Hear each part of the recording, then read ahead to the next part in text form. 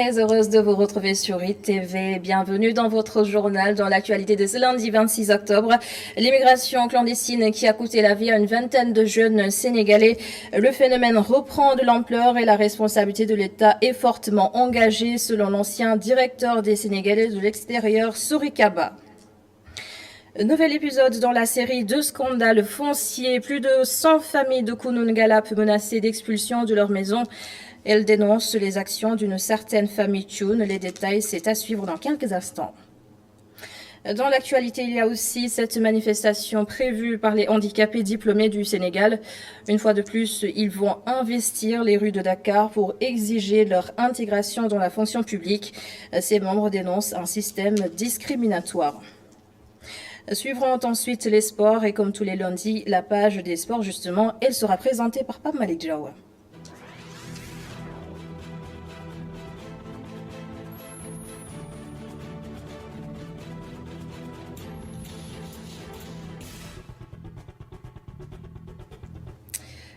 Le phénomène reprend de l'allure au Sénégal. Une nouvelle pirogue clandestine a été interceptée cette nuit aux alentours de 3 heures du matin à 5 km au large de Dakar.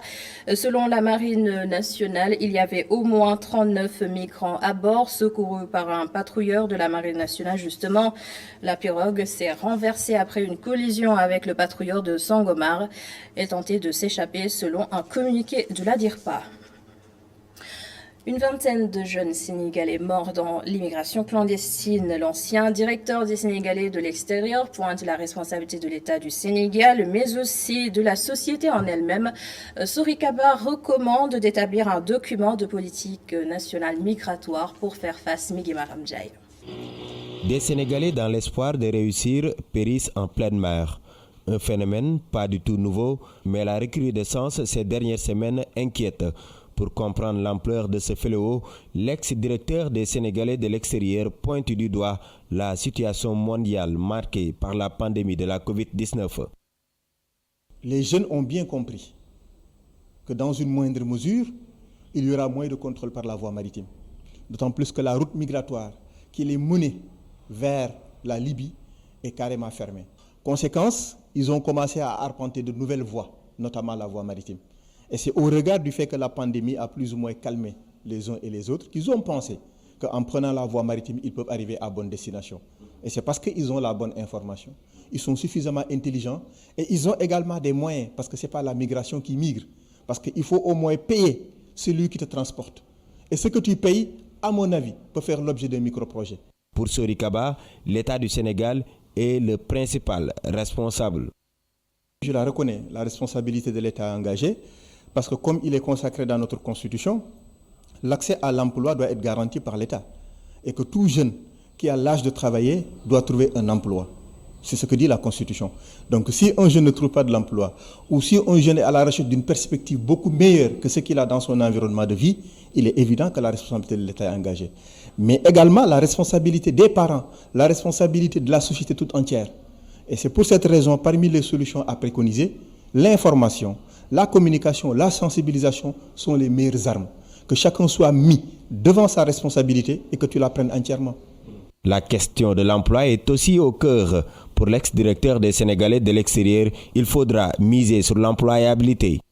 Ce qui est certain, c'est qu'aujourd'hui, les régions qui sont les plus victimes de ce phénomène irrégulier de la migration sont les régions de l'Est et les régions du Sud.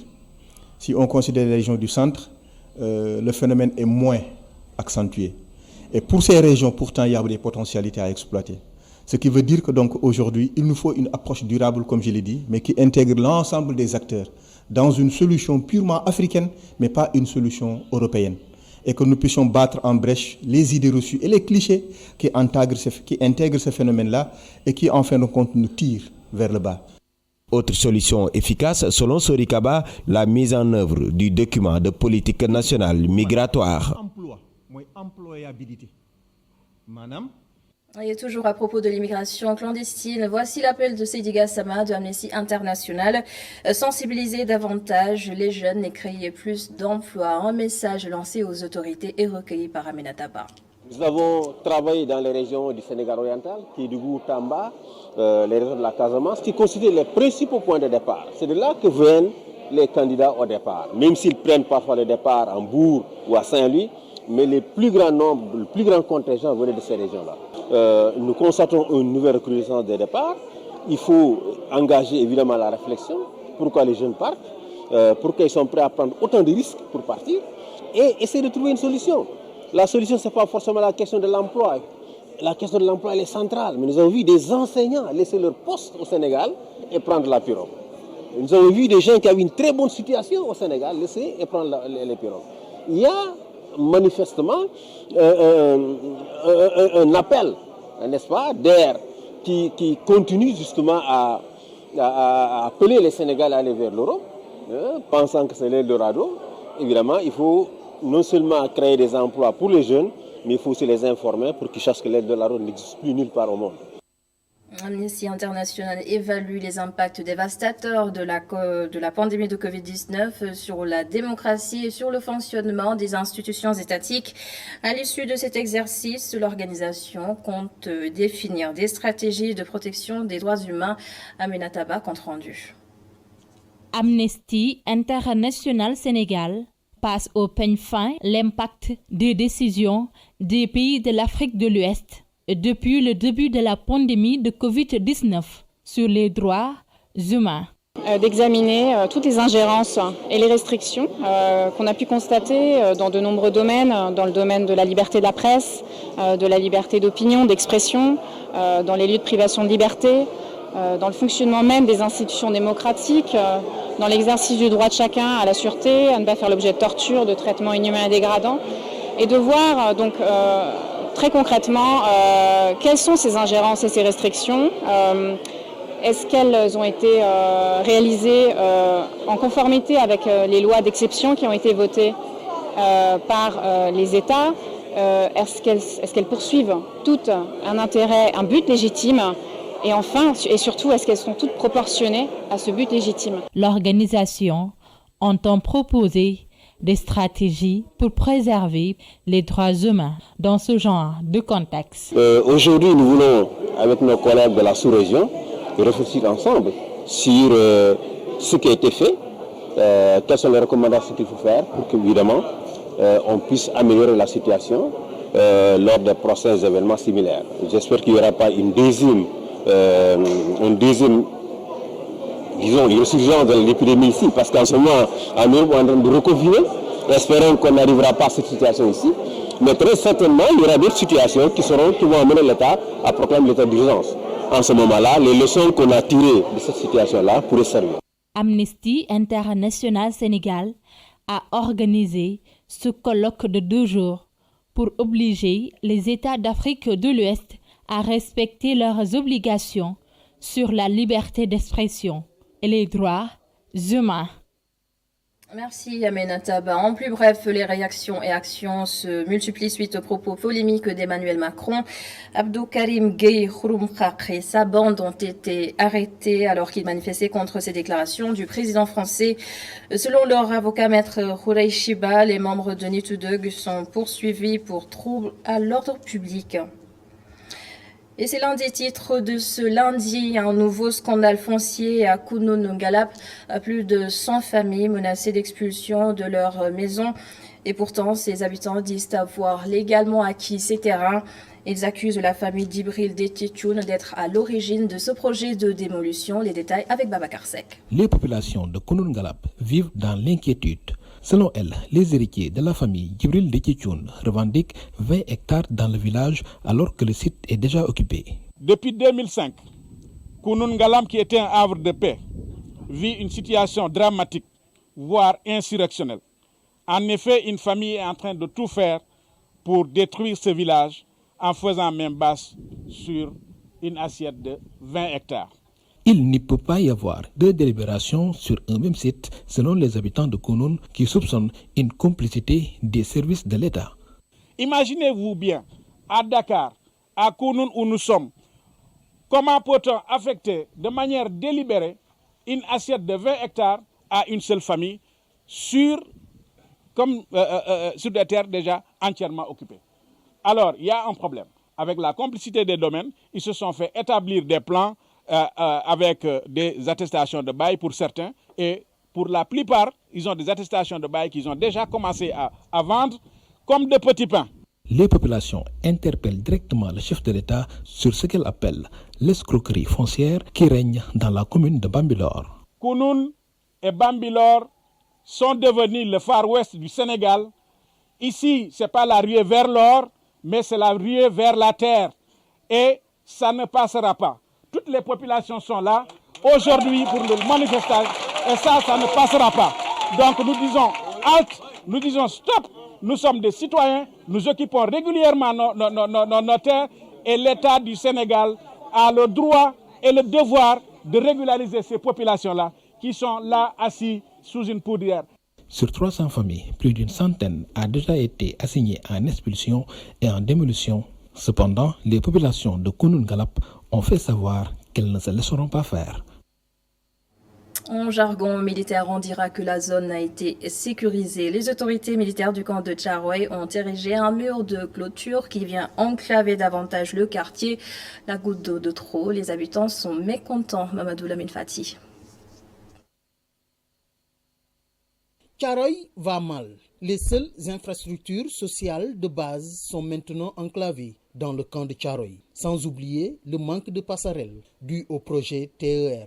Une situation que dénoncent les habitants. Et cette situation est causée par déjà la réalisation du projet TER qui est venu vraiment diviser Tcharoy-Gare en deux grandes parties, laissant d'une part les habitations et d'autre part les infrastructures telles que le marché, les hôpitaux, les établissements scolaires et ainsi de suite.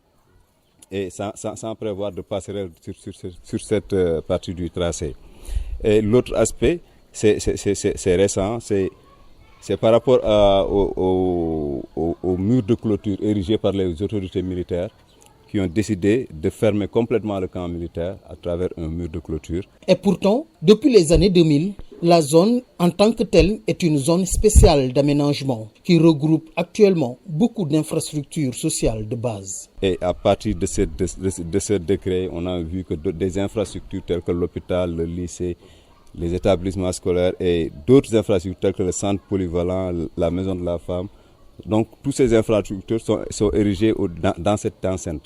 Donc, aujourd'hui, on se rend compte que les populations de Tcharoy étouffent parce que, de un, la mobilité locale est compromise. Les populations de Tcharoy réclament juste le minimum, l'accès aux infrastructures et le désenclavement. Elles demandent l'arbitrage du chef de l'État. C'est l'État qui est garant, en tout cas, du bien-être des populations. Donc nous demandons à cet État d'intervenir rapidement avant que ça ne soit trop tard pour permettre aux populations de pouvoir circuler librement dans Tcharoy-Gare et de pouvoir accéder facilement et sans contrainte à leurs infrastructures. Les habitants de Tcharoy ne veulent plus ni être enclavés, ni se confronter à des difficultés d'accès au camp qui abritent les infrastructures de base. La population a brandi des pancartes pour signaler le ras-le-bol. Une autre contestation de Lamine Fati, cela fait 2 mois que les robinets sont à sec à Ouakam, cité Montagne Rouge.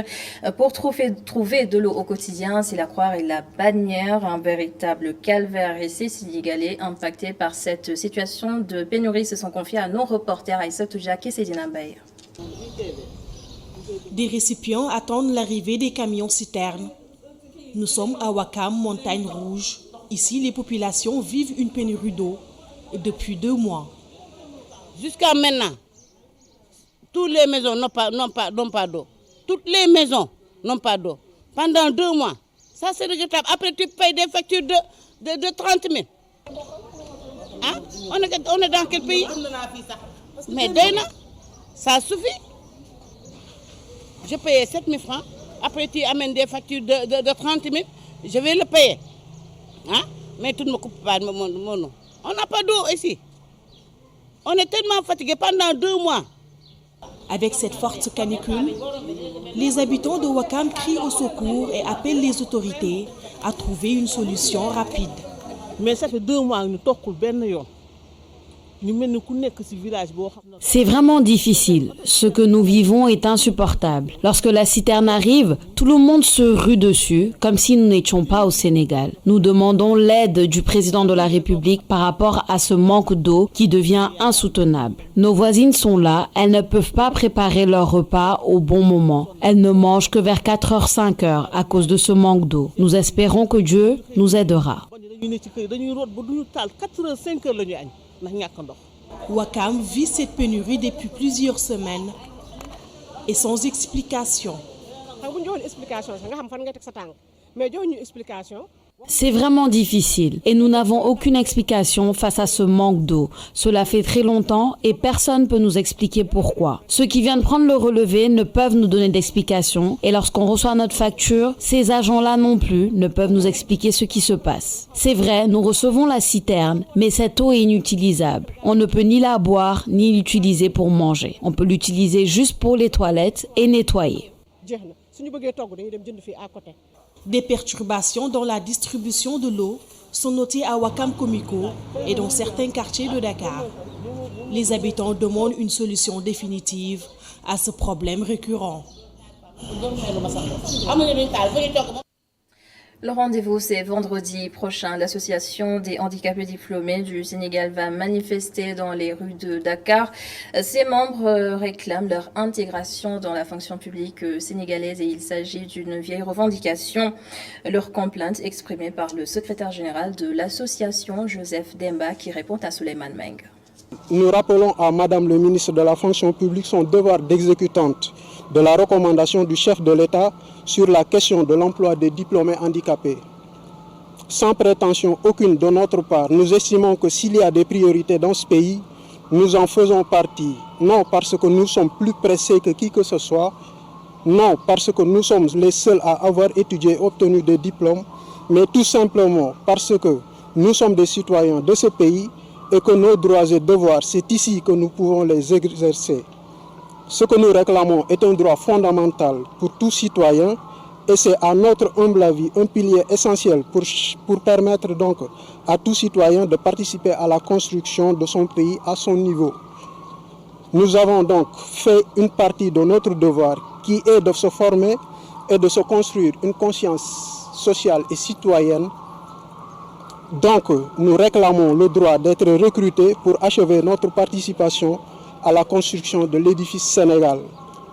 Voilà donc pourquoi nous invitons Madame le ministre de la fonction publique à diligenter l'examen de nos dossiers conformément aux instructions du président de la République Macky Sall. S'il n'y a pas de réaction à partir de ce message-là, vendredi, nous serons encore sur le pavé pour en tout cas nous faire mieux entendre. Et dans le reste de l'actualité, l'on va s'intéresser à la région ouest africaine en zone de turbulence. Oui, la question du troisième mandat est presque à l'origine de toutes les tensions.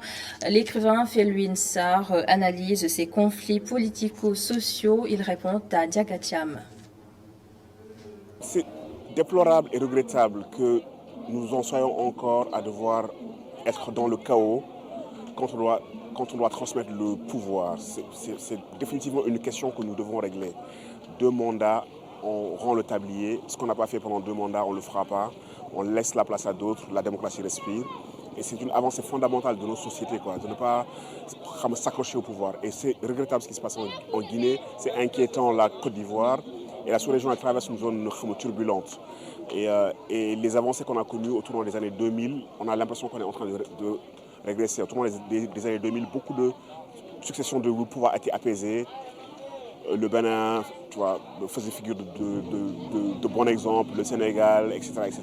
Et on a l'impression que c'est des avancées qui ne sont pas fondamentalement acquises et qu'on doit revenir dessus. Et hélas, on paie encore le prix du sang pour des règles démocratiques qui devraient être internalisées et acceptées surtout par les élites politiques. Parce que c'est elles qui ne les acceptent pas, c'est elles qui les contestent, c'est elles qui réécrivent les constitutions, mettent en place des stratégies. Et c'est vraiment dommage, mais on devrait définitivement avoir résolu cette question-là. C'est difficile, c'est le 31 octobre, il semblerait que l'opposition veut boycotter, veut empêcher la tenue des élections. Je pense personnellement que Alassane Ouattara n'aurait pas dû se représenter. Il n'y a pas d'homme providentiel. Je veux dire, il y a des Ivoiriens qui peuvent présider au destiné de la Côte d'Ivoire et qui auraient dû consolider les acquis, quoi. Il avait décidé de partir, il avait renoncé. C'est pas parce que son dauphin, malheureusement, je veux dire, est décédé qu'il devait revenir et rebousculer le jeu, quoi. Et j'espère juste que la Côte d'Ivoire ne retombera pas dans un cycle de violence comme ils l'ont connu il y a quelques années et que les différents acteurs et les sociétés trouveront un espace, qui ne soit pas un espace de conflit, quoi. Et pour le cas du Sénégal, le Felwine Sarr invite Macky Sall à clore le débat avant l'heure. On l'écoute. Non, je pense que j'espère vraiment que c'est pas dans ses intentions. C'est-à-dire qu'on a connu cette crise-là avec Abdoulaye Wade en 2012, qui a forcé mais que ça n'a pas marché. On voit ce qui se passe dans les pays voisins. Les populations, les jeunesses africaines ne sont pas d'accord et ce n'est pas normal. Je veux dire, la Constitution est claire, elle dit 2 mandats. Et je pense même que le président sénégalais devrait arrêter le débat, devrait sortir et dire « je ne me représente pas parce que je n'ai pas le droit de me représenter ».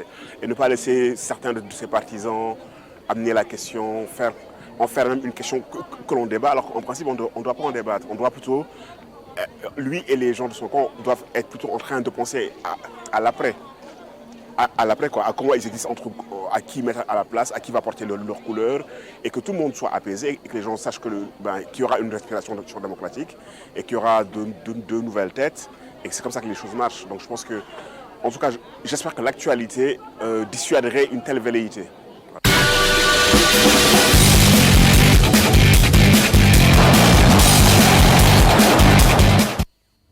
Avec nous sur ce plateau, Pape Malik Diop pour la page des sports. Bonsoir Pape Malik. Bonsoir Adama. Et bienvenue. Merci. Nous démarrons avec du basketball. L'AS Douane prépare tranquillement la saison pour le tournoi de la NBA. Représenter dignement le Sénégal reste l'un des objectifs du club. Effectivement, l'AS Douane qui prépare donc la saison à venir est le mieux placé pour en parler n'est personne d'autre que le président du club, à savoir Cheikh Diop. Ce dernier a livré les objectifs bien sûr du club et l'un de ces objectifs reste bien évidemment la compétition organisée par NBA Africa où l'AS Douane représentera le Sénégal. Écoutons Cheikh Diop, président de l'AS Douane, qui est au micro des TV. Depuis 2016 ba léegi defe naa trophée yi ñu jëlul sur le plan national bëriwul. Depuis 2016, on gagne la majeure partie des trophées en jeu au Sénégal. Mais pour le moment, le défi c'est sur le plan africain avec un trophée organisé par la NBA en Afrique et la Douane va représenter le Sénégal. Maintenant, notre objectif est de représenter dignement le Sénégal et de figurer parmi les meilleurs et pourquoi pas dans le carré d'as. Xam de yëkkati drapeau Sénégal ba ci kaw ñoo xam ne daal vraiment équipe Sénégal Douane représenté na ko dignement fexetu ba bokk ci carré d'as bi. Nous restons toujours avec le président de l'AS Douane, qui parle de compétition et de trophées parlera forcément d'infrastructures. L'AS Douane n'a toujours pas de terrain d'entraînement à son nom et le président du club estime que cela leur pose beaucoup de problèmes. Mais ce n'est pas tout, il s'est aussi prononcé sur l'équipe féminine de l'AS Douane qui n'a toujours pas vu le jour. Écoutons toujours Cheikh Diop, président de l'AS Douane au micro d'ITV. Mbirum infrastructure nag problème la ci AS Douane parce que AS Douane. Concernant les infrastructures, c'est aussi un problème puisque l'AS Douane n'a pas encore son propre terrain d'entraînement. D'abord, d'habitude, on s'entraînait au sein de l'école des douanes, mais pour le moment, l'absence de terrain est un handicap pour nous. Nous essayons de régler le problème pour attirer les supporters qui ont un important rôle à jouer. Yàggatul dara équipe féminine bi dinañ ko teg. Concernant l'équipe féminine, elle sera bientôt mise en place, mais il faut d'abord matérialiser les infrastructures pour accueillir toutes les catégories. Sans infrastructure, nous sommes obligés de squatter les terrains des autres et là, ça devient difficile. Inch'Allah, bu loolu taxawee rek section féminine bi dinañ ko taxawal. Football à présent, Pape Malik, avec les performances des Lions du Sénégal dans leur club, ils ont fait trembler leur filet à l'exception de Edouard Mendy. Tout à fait, et nous démarrons d'abord par Boulaïa qui a marqué un triplé qui entre par là dans l'histoire du club du Stade de Reims. Habib Diallo de son côté est de plus en plus à l'aise avec son club, à savoir Racing Club Strasbourg, puisqu'il a marqué son deuxième but et délivré une passe décisive seulement pour son deuxième match. match. Cheikh Tidiane Sabaly, de son côté, porte-peau et en Angleterre. Bien sûr, la performance d'Edouard Mendy qui est saluée de tous et Papis Demba Cissé qui ouvre son compteur but avec son club Fenerbahçe. Le tout, c'est avec Cheikh Diop. Nous nous rendons d'abord en France pour parler de l'actualité européenne des Lions avec un Boulaye Dia des grands jours. L'attaquant rémois a claqué un triplé à la Mosson face à Montpellier pour une large victoire des siens 4-0. Il devient de ce fait le premier rémois à avoir réalisé une telle performance en Ligue 1 depuis Santiago Santa Maria et c'était en 1978 face à Troyes. 2 matchs, 2 buts par contre pour Habib Diallo avec Strasbourg. Il a inscrit le premier but et délivré une passe décisive pour une victoire 3-0 sur la pelouse de Brest. Youssouf Sabaly et Bordeaux ont battu Nîmes 2-0. Metz avec ses Sénégalais au Panguer, Mamadou Lamine Gueye a battu Saint-Etienne 2-0. Ce samedi, le PSG a étrié Dijon 4-0 avec la titularisation de Moussa Konaté qui vient de rejoindre le club dijonnais. En Ligue 2, Cheikh Tidiane Sabaly cartonne avec Pau. Ce week-end, il a inscrit un doublé et délivré une passe décisive lors de la large victoire des siens 4-1 face à Niort. Angleterre, tout le monde ne parle que de la performance de Edouard Mendy face à Manchester United. Le gardien de but des Lions est le grand artisan du point du nul obtenu par Chelsea en gardant ses cages inviolées. Sadio Mané, toujours aussi en forme, après la bonne prestation en Ligue des Champions, il a offert une passe décisive ce week-end pour une victoire 2-1 de Liverpool face à Sheffield United. Cheikhou Kouyaté avec Crystal Palace est allé battre Fulham à domicile 2-1. En Championship, Watford avec Ismaïla Sarr a fait un nul 1 but partout face à Bournemouth avec une passe décisive du Sénégalais. Naby Sarr, lui, a été expulsé lors de la défaite de son équipe Huddersfield Town 2-1 face à Preston. En Italie, Kalidou Koulibaly et Naples ont renversé Benevento sur le score 2-1. Keita Diaobalde et la Sampdoria ont créé la sensation du week-end en allant battre l'Atalanta à domicile 3-1. D'ailleurs, l'ailier sénégalais est entré en cours de jeu et a donné une passe décisive. En Espagne, Papu Diop a également donné une passe décisive lors de la rencontre remportée par Eibar face à Séville à Sanchez-Pizjuán. En Allemagne, malgré la présence de Salif Sané en défense, Schalke a été étrié par Dortmund lors du derby de la Ruhr 3-0. En Belgique, Club Brugge avec Crépin Diaté et Youssouf Badji a été battu par OHL 2-1. En Turquie, pour terminer, Papis Demba Cissé marque déjà pour Fenerbahçe. C'est une victoire 3-1 face à Trabzonspor. Deuxième but en 2 matchs pour Babacar Khouma par contre pour une victoire 2-0 de Antalyaspor face à Fatih Karagümrük de Alassane Ndao et de Badou Ndiaye titulaire. Et nous parlons maintenant de la Ligue des Champions. C'est déjà reparti pour les groupes A, B, C et D pour la deuxième journée. Tout à fait. Pardon de pause pour cette coupe aux grandes oreilles. Demain, on entame la deuxième journée dans les groupes A, B, C et D. D'abord, le groupe A, Lokomotiv Moscou va recevoir Bayern Munich et l'Atlético Madrid qui avait perdu lors de la première journée reçoit de son côté Salzbourg. Dans le groupe B, Inter sera en déplacement au Shakhtar Donetsk et Borussia Mönchengladbach va recevoir le Real Madrid qui va essayer de se relancer dans ce groupe B après bien sûr sa défaite face au Shakhtar 3-2.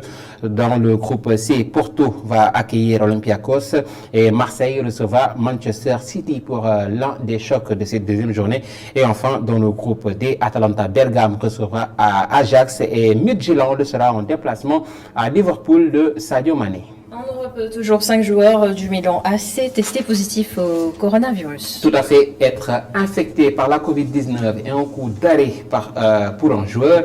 En effet, il doit rater 2 semaines de compétition et se mettre à l'écart pendant ces 2 semaines. C'est ce qui arrive actuellement à Cristiano Ronaldo et plein d'autres joueurs. Zlatan Ibrahimovic l'a aussi contracté et ce n'est pas le seul dans l'effectif du Milan AC. Le club lombard a ainsi annoncé que 2 nouveaux joueurs avaient été testés positifs au coronavirus. Le leader de la Serie A va donc devoir se passer de Gianluigi Donnarumma que vous apercevez sur votre petit écran, le portier de l'AC Milan, et Jens Peter Hauge, joueur infecté auquel s'ajoutent 3 membres du staff. Un sacré coup dur donc pour le club lombard qui affronte actuellement l'AS Rome pour le dernier match de la 5e journée de Serie A et actuellement les 2 équipes se tiennent au coude à coude, un but partout. Un autre joueur qui est à la retraite, également testé positif au coronavirus, il s'agit de Ronaldinho et on se souvient quand même de ses performances, pas Malik. Effectivement, et c'est une année donc 2020 pour le moins compliquée pour Ronaldinho. L'ancien Ballon d'Or a sans doute hâte qu'elle se termine. Rappelons que l'ancienne gloire du PSG et du FC Barcelone a passé 5 mois en détention au Paraguay après être entré dans le pays avec un faux passeport. Mais là, c'est une autre chose qui secoue Ronny sur Instagram. Ce dernier a révélé avoir contracté le coronavirus. Je suis ici à Belo Horizonte depuis quelques heures où je suis venu participer à un événement. J'ai passé le test et j'ai été testé positif à la Covid-19. Je vais bien et je suis asymptomatique. Les fans donc de la star brésilienne de 40 ans devraient être rassurés comme j'imagine que vous l'êtes actuellement, Adama Anouchkaba. Merci beaucoup, Pape Malik, pour toutes ces actualités des sports. Et c'est la fin de ce journal d'ailleurs. Merci de l'avoir suivi. Merci également à toute l'équipe de la régie. Dans quelques instants, la suite de la Totale, bloc d'information avec Khalifa Diarraté. Et on se retrouve demain pour l'édition du soir. Au revoir.